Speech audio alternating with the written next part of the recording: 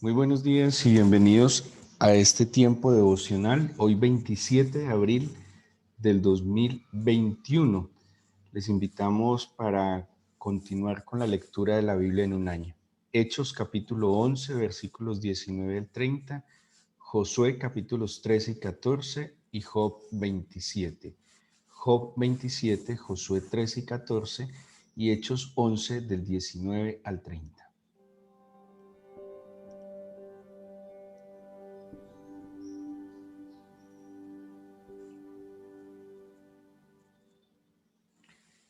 Y vamos a continuar con la narración del libro de los Hechos, porque eh, el libro de los Hechos nos va a ilustrar algo que ha sido una constante a través de la historia de la iglesia, y es el papel que la iglesia ha jugado y debe jugar en un contexto donde se ha desarrollado.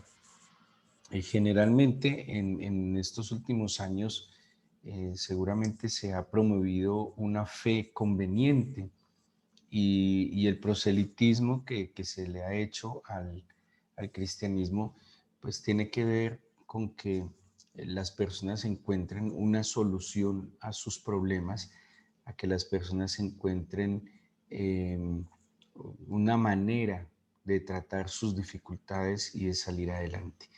Pero la fe a través de los años tiene que ver tiene que ver con algo que va más allá de solucionar los problemas o sobrellevar las dificultades.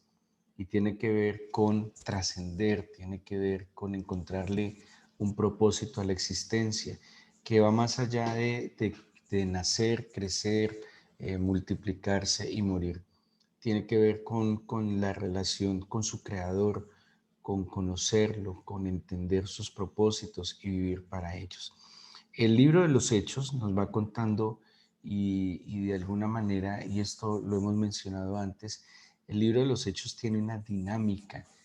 Cuando uno empieza a leer, eh, percibe que hay un dinamismo, percibe que hay movimiento. Al fin y al cabo es la obra del Espíritu del Señor. No es una narración estática, es una narración que en la medida en que nosotros vamos avanzando, también se percibe que hay como una especie de avalancha que va arrasando para bien.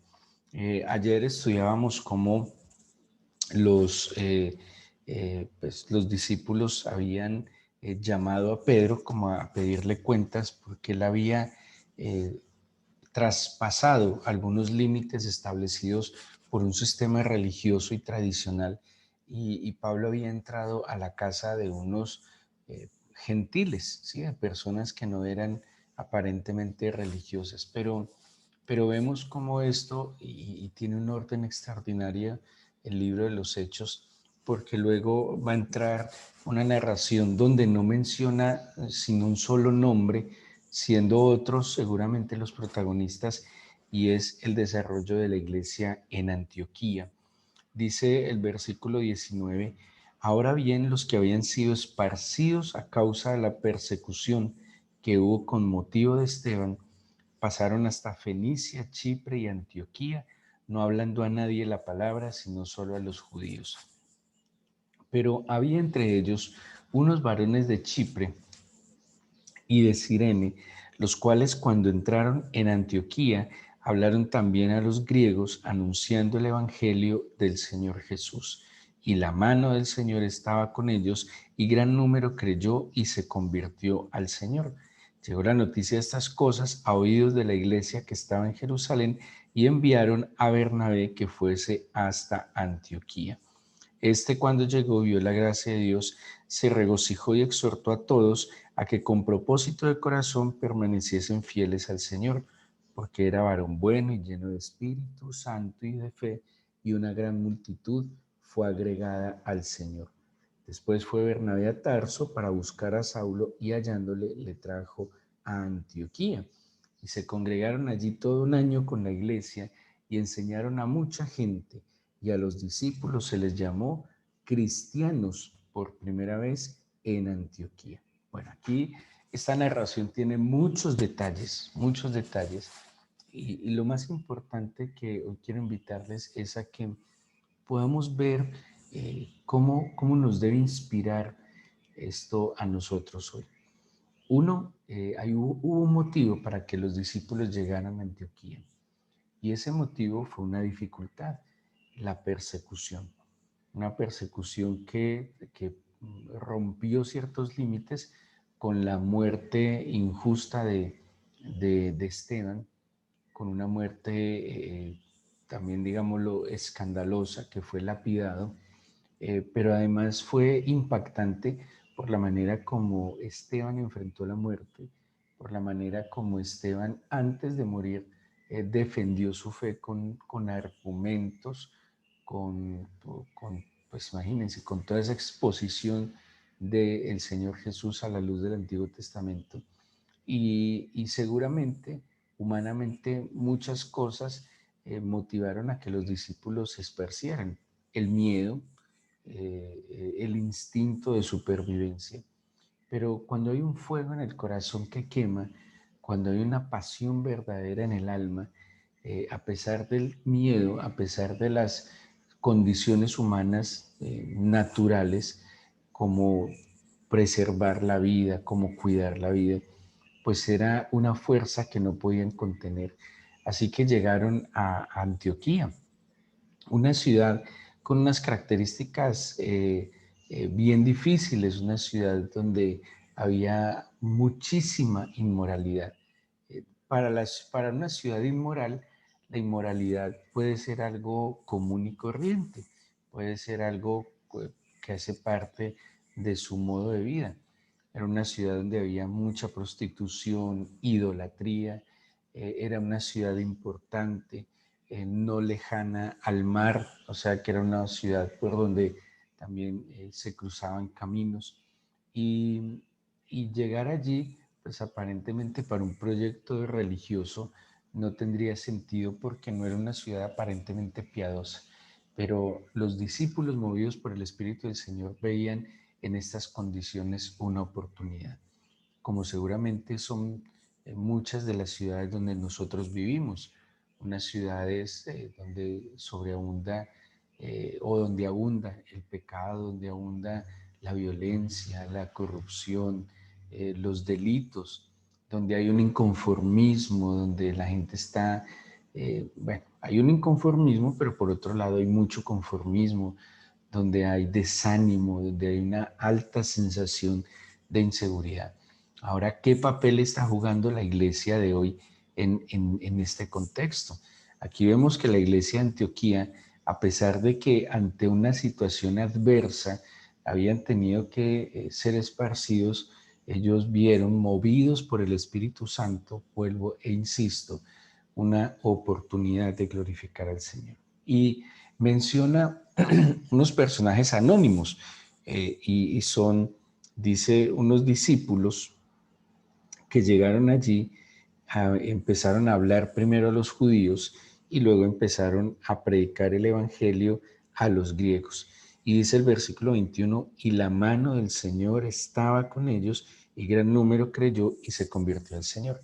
Pero no menciona quiénes, son de esos personajes que quedarán anónimos en la historia, pero que sin duda alguna son pioneros del evangelio a los gentiles, que sin duda alguna movidos por un amor profundo, movidos por la misericordia, movidos por la sensatez y por la esperanza que trae el conocimiento verdadero del Evangelio, no se conformaron a llegar a una ciudad que estaba en condiciones muy difíciles, sino que empezaron a dar a conocer un Evangelio que transforma la vida. Y este es el sentido claro del Evangelio. El Evangelio del Señor Jesucristo, el anuncio de esta gran noticia implica que hay un cambio de vida, una conversión, donde, como prometió el Señor en el Antiguo Testamento, donde el corazón de los padres volvería al corazón de los hijos, el corazón de los hijos a los padres, donde habría reconciliación, perdón, donde las personas se apartarían de los malos caminos, donde los corruptos, los violentos pues se convertirían al Señor, se arrepentirían de sus pecados y empezarían a actuar con justicia, empezarían a actuar en verdad, en sensatez. Y ese es el efecto verdadero del anuncio del Evangelio en Jesús, una conversión, un giro de 180 grados en el modo de vida de las personas. Es lo que iba a conmover los cimientos de las estructuras sociales donde los cristianos fueron a llegar. Y la pregunta hoy es, ¿cuál es el papel que está cumpliendo la iglesia en estos contextos? ¿Qué tanto estamos aportando nosotros para la salvación del mundo? Y esa salvación ha de verse de manera tangible en en nuestro entorno inmediato. Hay un detalle que no es menor y es cómo aparece Pablo o Saulo de Tarso, como todavía es mencionado en esta parte de la Biblia, en escena. Saulo estuvo, por lo menos en la narración de los hechos, casi 9 años que no se menciona de él. ¿Y dónde estuvo Saulo? Pues le recuerdo que en el capítulo 10, 9, perdón, versículo 30, dice que Pablo fue enviado por seguridad y protección a Tarso. O sea que estos años Tarso estuvo casi 9 años con su familia en Tarso. ¿Qué estuvo haciendo Pablo allí? Predicándole a los suyos, anunciando el evangelio seguramente a sus compañeros, amigos de crianza, a sus primos, a sus familiares, que luego se va a ver claramente en el libro en la carta a los romanos, donde Pablo está saludando a discípulos y dentro de los discípulos saluda a familias, saluda a primos, saluda a tíos, saluda a Rufo, su hermano, saluda a su mamá.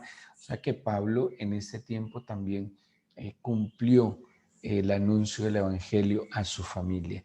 El hecho que tuviera una gran misión de anunciar el Evangelio a los gentiles no fue para él una excusa para no predicar a su familia. Y me parece muy conmovedor cómo el Señor de alguna manera no tiene afán y le concedió a Pablo el suficiente tiempo para que él ministrara a los suyos antes de salir por el mundo conocido a anunciar el Evangelio.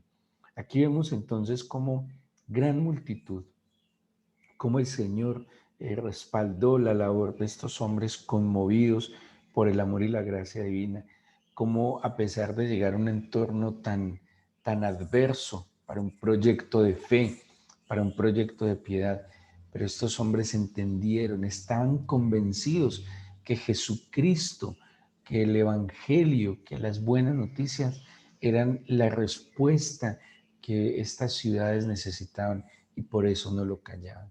Ahora, ¿qué estamos haciendo nosotros con esta información? ¿Qué estamos haciendo nosotros con esta oportunidad que hemos recibido? ¿Qué tanto nosotros estamos siendo una parte del alivio que el Señor quiere traer a nuestras ciudades? Hoy nuestras ciudades están viviendo una situación lamentable. Como un querido amigo mío de Israel me decía, a otras generaciones les tocó la Primera Guerra Mundial, tal vez la Segunda Guerra Mundial. A otras generaciones les tocó vivir en medio, él es judío, en medio de las luchas entre las cruzadas, entre los musulmanes. A otras generaciones les tocaron épocas donde hubo, bueno, también violencia, pero a esta generación le tocó vivir en medio de una pandemia. Esta es nuestra gran dificultad en medio de la historia. ¿Y qué papel, pregunto yo, está cumpliendo la iglesia en medio de esta dificultad que a nosotros nos tocó? No sabemos si el Señor va a venir en 10, 20, 30 años o el Señor va a volver en 100 o 200 años. Y si el Señor fuera a volver en 100 y 200 años, este momento histórico de la humanidad, nos tocó a nosotros. ¿Y qué va a decir la historia de nosotros como iglesia? ¿Qué va a decir la historia de nosotros? Que no necesariamente nuestros nombres deben estar como no estuvieron los nombres de estos hombres que estuvieron en Antioquía. Pero ¿cuál fue el papel que nosotros cumplimos en este momento? Un momento donde hay digámoslo así, una cosa desaforada de corrupción, donde la corrupción es casi cínicamente parte de la cotidianidad, donde la violencia es absoluta, donde ya no se piensa el afecto fraternal, no sé, como la humanidad está siendo totalmente devastada por la indolencia, por la indiferencia. Diariamente se comparten a través de redes sociales videos donde muestran personas cometiendo delitos, asaltando, asesinando, maltratando a otros y pasa delante de las cámaras de muchos, pero nadie hace nada. Nadie, claro, todos dirán un instinto de supervivencia, pero en verdad nadie hace nada, ni denuncia, ni defiende, nadie hace nada. ¿Y qué está haciendo la iglesia? ¿Cómo está actuando la iglesia? ¿Qué tanto la iglesia se está uniendo para clamar, para interceder, para suplicar al Señor? Cuando el pueblo de Israel fue llevado a Babilonia, el Señor a través de Jeremías les dijo, yo lo veo como una carta que el Señor envió a través de Jeremías y les dice que cuando fueren trasladados a esta ciudad, dice, procurad la paz de la ciudad a la cual habéis sido transportados, porque en su paz tendréis vosotros paz. O sea que un papel de un cristiano en la ciudad donde está, seguramente no es su ciudad natal, pero sí es la ciudad donde Dios seguramente a muchos les ha permitido trabajar, prosperar, algunos se han casado en esa ciudad, han tenido hijos. ¿Qué estamos haciendo por procurar la paz de nuestra ciudad? Y dice algo muy sencillo, es que en la paz de la ciudad donde están, allí van a tener paz. O sea que si nosotros no somos procuradores de la paz, pues obviamente el efecto de la violencia y la corrupción de la ciudad, tarde que temprano, me va a afectar a mí. El efecto de esa dinámica hostil de la ciudad, tarde que temprano me va a afectar a mí. Una mejor y una buena manera de blindarse ante las situaciones que están dándose en nuestras ciudades es interceder de verdad, genuinamente. Yo sé que la Biblia dice en el Salmo 122:6, pedid por la paz de Jerusalén y sean prosperados los que te aman. Si usted es de aquellos que cumple y ora todos los días por la paz de Jerusalén, conforme dice el Salmo 122:6, le pregunto, ¿usted de la misma manera ora por la paz de su ciudad? ¿Usted de la misma manera procura la paz de su ciudad? ¿Usted de la misma manera es un agente que genera sanidad, salvación y esperanza a su ciudad? Yo creo que sí necesitamos cuestionar el papel que estamos cumpliendo como iglesia. Y cuando hablamos como iglesia no podemos mirar simplemente a los que son sacerdotes, líderes, pastores. La iglesia no es una entidad, la iglesia es una asamblea, la iglesia es el grupo, el cuerpo de creyentes que profesan la fe en Jesús de Nazaret. Esta semana, por lo menos en Colombia, es una semana un poco crítica. Las noticias, las expectativas, hay desespero, las personas están en una situación económica difícil, la situación de salud es difícil, hay muchos enfermos, las noticias no son alentadoras, hay manipulación de los medios de comunicación, hay manipulación de los entes gubernamentales, cada uno está tirando para su lado de acuerdo a lo que le convenga. ¿Qué está haciendo la iglesia? ¿Qué tanto estamos orando, intercediendo? ¿Y qué papel estamos jugando? ¿Qué estamos haciendo en nuestra casa? ¿Qué tanto estamos anunciando el Evangelio? Hay personas desesperadas, hay personas que no saben qué hacer. Literalmente hay personas que cada día están esperando qué dinero llega para darle de comer a sus hijos. Hay una, cuando empezó todo esto, la pandemia, hablaban de una pobreza oculta porque hay una pobreza que es manifiesta, pero hay personas que están viviendo en estratos 4, 5, incluso 6, que hoy están padeciendo hambre. Y es una pobreza oculta porque son personas que tal vez han tenido su negocio, han tenido su emprendimiento y viven en un lugar, digamos, lo privilegiado de las ciudades, pero que las situaciones los tienen contra la pared y que de verdad no tienen que comer. Y es una pobreza oculta porque no son personas que, como otras, que pudieran fácilmente salir a pedir, porque su misma apariencia les dificulta pedir. En verdad, ¿qué tanto estamos clamando nosotros y qué papel estamos jugando en este momento histórico?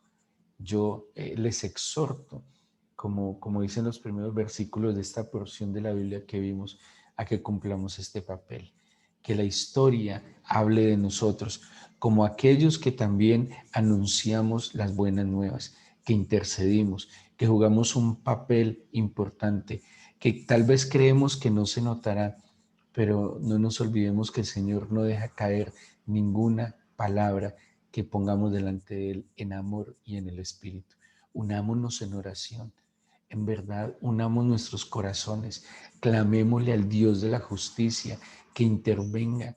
Clamémosle al Dios de la misericordia que extienda su mano. Que sea una oportunidad en que los corazones están frágiles, vulnerables, para que allí llegue la palabra del Señor y penetre en esos corazones y en esos oídos. Que sea la oportunidad de que los hombres, las mujeres, los jóvenes, los ancianos vuelvan su corazón a Dios, que simplemente, y esa es mi oración, yo no solo le pido al Señor que le solucione los problemas a las personas, porque ¿de qué sirve que vuelvan a tener trabajo, que se sanen, si su corazón y su espíritu no fue salvo, si no volvieron al Señor? Más bien que esta dificultad, como lo hemos visto en los hechos, que esta dificultad sea la excusa para que muchas personas lleguen a los pies de Cristo, se salven, experimenten el perdón de pecados, la libertad de la cautividad del pecado y que puedan volver a empezar, pero ya de la mano del Señor. Quiero invitarles a que en estos minutos que nos quedan nos unamos en oración.